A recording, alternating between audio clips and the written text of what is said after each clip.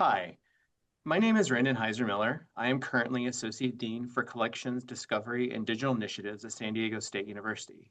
But today we're going to talk about a reorganization that occurred in 2023 when I was serving as the interim head of resource sharing at Colorado State University. I was at CSU for 3 years, starting in 2021. Previous to that, I was the acquisitions manager at Southeast Missouri State University and earned my MLIS from the University of Missouri in 2020. I am also a ProSci change management certified practitioner. Now let Anne introduce herself. Hello, my name is Ann Thompson. I am the library manager for Common Services at Penn State University Libraries at the University Park campus. I have more than 28 years of experience leading library departments through change. I'm a certified Scrum Master and I'm also ProSci certified. I have a master's degree in organization development and change from Penn State University. In addition to working in an academic library, I spend time as an external consultant, helping academic libraries navigate change to create a culture where change is met with agile approaches. For today, I'm going to share my experience as an external consultant for the reorganization at Colorado State University. So first of all, here's the code of conduct for the Charleston Library Conference. I'm sure you've all seen that a few times today. So I'd like to start by laying the groundwork as a background and a timeline for this project that we were on. Colorado State University is an R1 land-grant university located in Fort Collins, Colorado. It is one of the largest universities in Colorado, serving around 35,000 students. CSU Libraries is located at the center of campus. It is a very busy location for students to study and to do research. I came to CSU in 2021 as the head of collection strategies as part of a reorganization which moved all collection development responsibilities into my unit and put librarians into functional units, removing their collection duties. As part of this reorganization, in the winter of 2023, Library Administration hired a consultant to provide a feasibility report on merging the acquisitions unit with the resource sharing unit. During that process, the units were physically merged into one space. Their longtime head, resource sharing head, retired from the university, and I was appointed interim in the spring of 2023. The physical move of the resource sharing staff into the acquisitions space was difficult, and communication was lacking around the reasoning. This, combined with the consultant's work, created a very tense situation with staff fearful for their jobs, losing trust in the organization, and generally confused as to what the goal was for these activities. It was found out, and we'll go into this a little bit later, that the head of resource sharing was not giving information to staff and was in some way acting adversely to the change. The retirement of the head of resource sharing and then eventually the associate dean who was overseeing this merge led to a reset with my appointment as interim head and the hiring of Anne as an outside change agent to help stabilize the resource sharing unit and implement the consultant's recommendations. The dean of libraries served as the interim associate dean for technical service and was directly involved in this process at the time. The uniqueness of our process was that the use of an external and internal person to help facilitate the change management process. We feel this was important because an external person allowed for fresh perspective on the organization as a whole and allowed for the building of trust with someone not inside the organization. The internal person provided perspective on the barriers being encountered and legitimacy to the process. Anne and I worked well together, and once we had built trust with the staff, my own reputation with them helped the process move forward. For clarification, Anne is now going to talk about project management versus change management, which are often confused. Thank you, Randon. As Randon said, we're going to talk a little bit about project management versus change management. Project management can be defined as the process of planning, organizing, and overseeing a project to achieve a certain outcome. Project management focuses on the project where the end result is a change to a process, and the people impacted are often just brought along. Change management is also a process where it involves planning, executing, and reinforcing changes within an organization to guide the transition from the current state to a future state. Change management focuses on the people impacted by the change, where the end result is that stakeholders are often a part of making that change happen. These are very similar by definition, but as we take a closer look, we see that it is the process versus the people as the focus. The biggest difference in that change management is intentionally focusing on the people who are impacted by the change. Change management engages the stakeholders, and if done successfully, it has long-term impact in a positive way on the changes that happen within an organization. Successful, long-lasting changes occur in organizations where employees feel listened to, valued for their contributions, and a part of something greater. When employees are faced with unknowns, they tend to create their own narrative. This can cause distress, distrust, and disagreements. When they know about the change and have the chance to participate, the changes go much more smoothly. So when they have knowledge of the change, things will go much better for the organization. When change is involved in any organization, ideally, the organization would be agile enough to make the change without missing a beat. Don't we all want things to work that way? For an organization to be change ready, it starts with the culture and preparing the stakeholders at every level to be open and willing to make the necessary changes to keep the organization relevant in the ever-changing landscape we face in higher education. When employees are engaged in a change, they're less likely to resist, and they can provide valuable insight into the changes being made and are often motivators for others to become engaged. So pay attention to the resistance versus the engagement as you're engaging in change. And now Brandon is going to share a little bit more information about the steps that we took. So when we started this process of working with resource sharing, we really wanted to outline how we were going to do that and place some steps in action. These are not meant to be set in stone. They were very much guideposts for us as we worked through the process with the staff. And I think it laid a good groundwork for us to begin the work with the staff and resource sharing to get them on board. First, we needed to learn the background of the situation. I was new as interim head and was new to the organization. So we made sure that we had meetings with leadership. So that was the dean, the associate dean at the time, the acquisitions head, and met with me, of course. And then we also met with those being impacted by the change.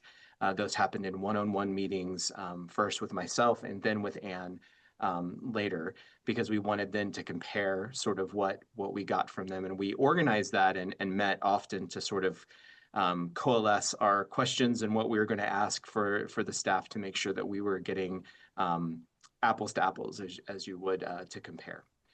The next was building trust. That was important for both of us, and I think that is imperative for any process of change, to make sure that the staff affected have trust in who they're talking to.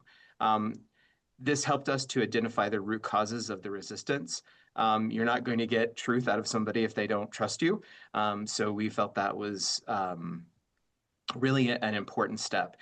We did this through more and more conversations, one-on-ones, group meetings. I really set up a culture with Anne's help of having regular meetings so everyone could talk, and then also making sure that we allowed for honest communication during those meetings. The last piece of this is holding true to your word. If you need to fill in gaps, if you need to present information that they have not seen before, or if they need answers to questions that you don't have, making sure that you really follow up on those and close the circle, that builds trust, because they know that you're going to commit the time and energy to make sure that you answer their questions or get their needs met. We ask a lot of questions. This is really important. And even if you think you know the answer to the questions, you still need to ask the questions, and you ask them of the same people. As I said at the beginning, Ann and I met together and we really organized our thoughts and how we were going to approach this together in our one-on-ones. But we asked similar questions to the staff, and then we compared the answers we got generally to see if we were getting the same information. And oftentimes we were not, which was illuminating, but also let us approach solutions in a more holistic way. The last piece of this was moving the group forward. Obviously, this was what this is all about, right? To get them on board and get them moving in a direction where the change can actually be affected. We combined group meetings. We also continued one-on-ones. We continued to ask questions, being very curious about their feelings around the change and what was being asked of them.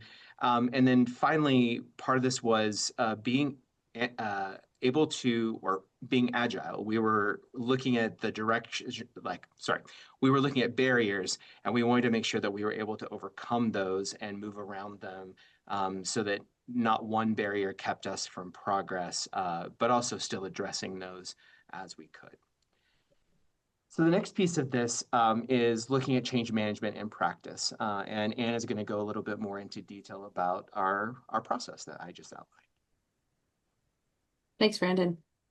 So change management in practice. As an external consultant in the changes that occurred at Colorado State University, I spent a lot of my time focused on the people who were experiencing the change. I met with the dean of the library and Randon to get a better understanding of the original consultant report and the direction that was being taken. I started, as Randon said, with one-to-one meetings with all the impacted staff members, even when they thought they had nothing to share with me. Building the trust was important. So I worked to gain trust and better understand not just the people in the departments, but also the work they were doing. And my initial goal was to determine the root cause. What was the resistance for each of them? What were the barriers that we were going to have to overcome in this change? Through my conversations, I started to discover who had awareness of the change effort that was being made in the department.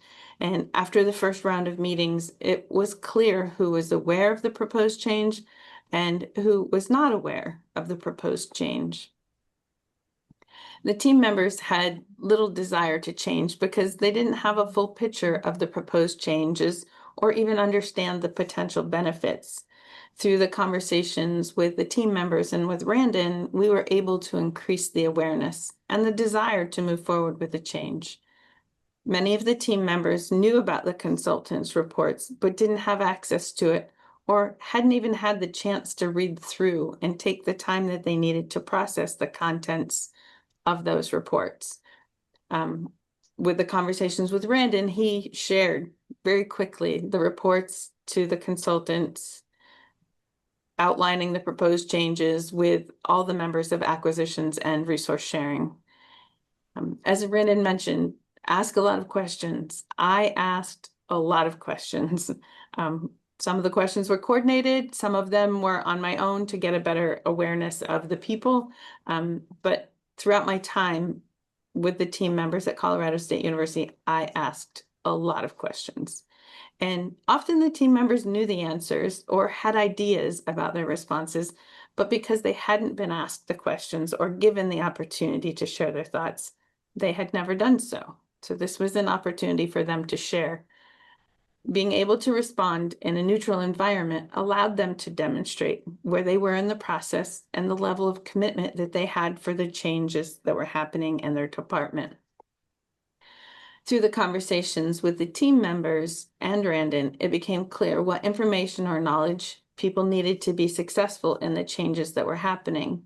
And I spent time with the team members and Randon looking for ways to move the team forward through the proposed changes. As Randon mentioned, comparing conversations and sharing in a way that I wasn't revealing anybody's confidential information, but in a way that allowed us to move the discussion forward. So the next step was to focus on what skills and behaviors they needed to implement that change.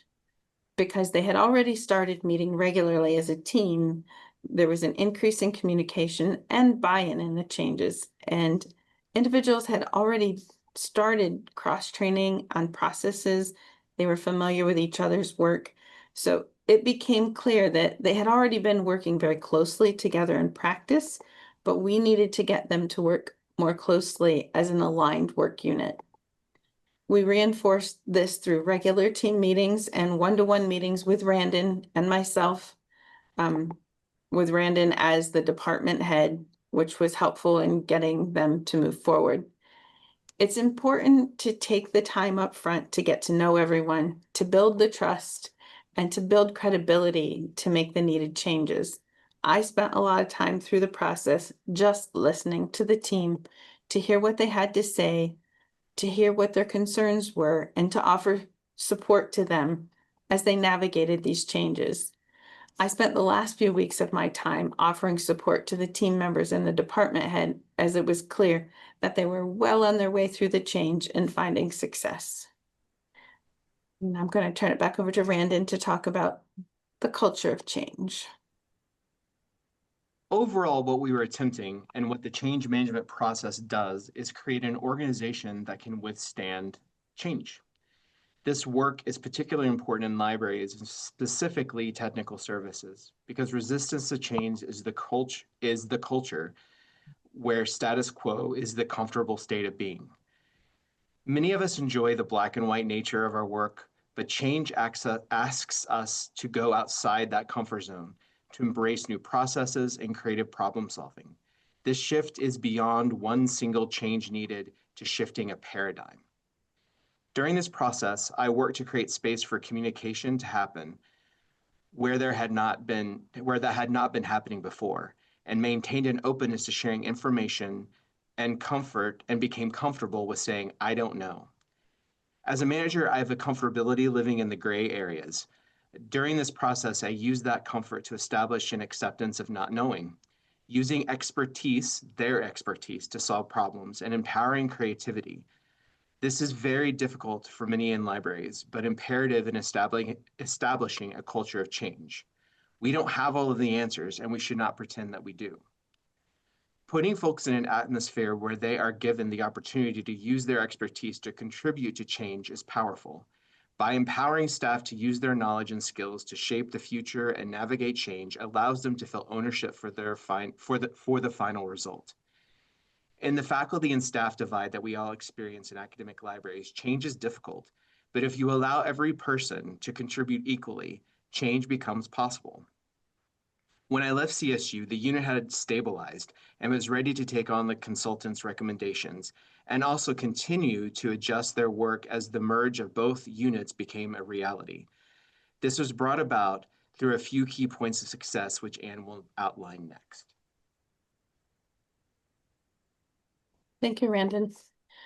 Organizational culture is a significant indicator on the potential success of a proposed change. Some things to think about. Do you have high psychological safety on your team? Does your team feel like they can try things with limited success and not fear it being seen as a failure?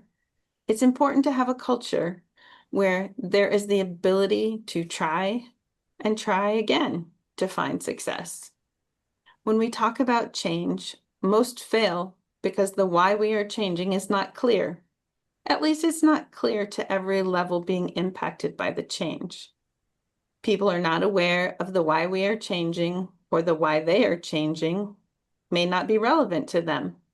You need to lean in to finding the link to keep them motivated. As a leader, you'll need to work to link the overarching why to the individual why for the change. When people can understand why something is being changed, they are more likely to put in the effort to make the change successful. And the what's in it for me is also a great motivator in getting people on board with a change. Communication.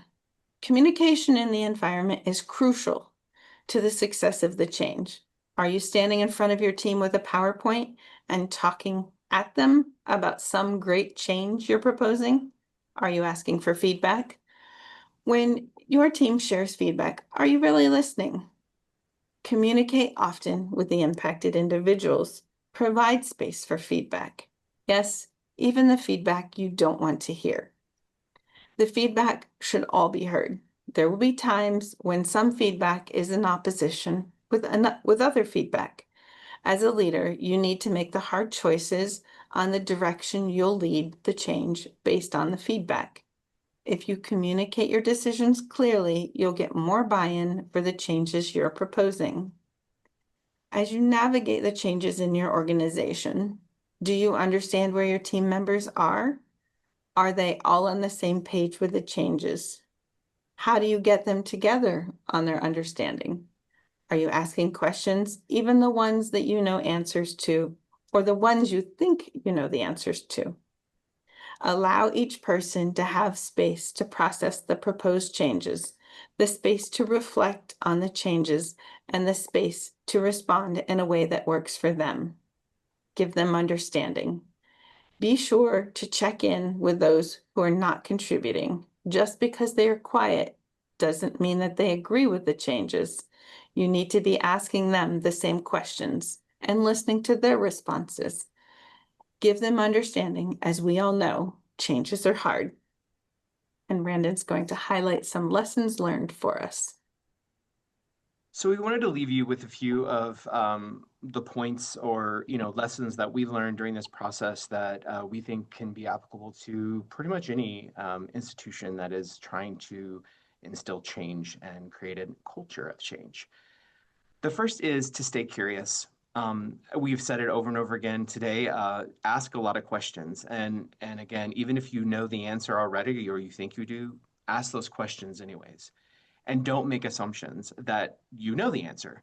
Um, Everyone approaches change differently, and everyone has their own perspective. People are, their own person. And I think that as leaders and as managers, we need to be open to listening to all of those different perspectives and talking to them, if you will. Staying curious also keeps you out of your own sort of ruts when we're going through change, because you're constantly trying to figure out how someone else is processing what you're going through. The second piece of this is to be empathetic.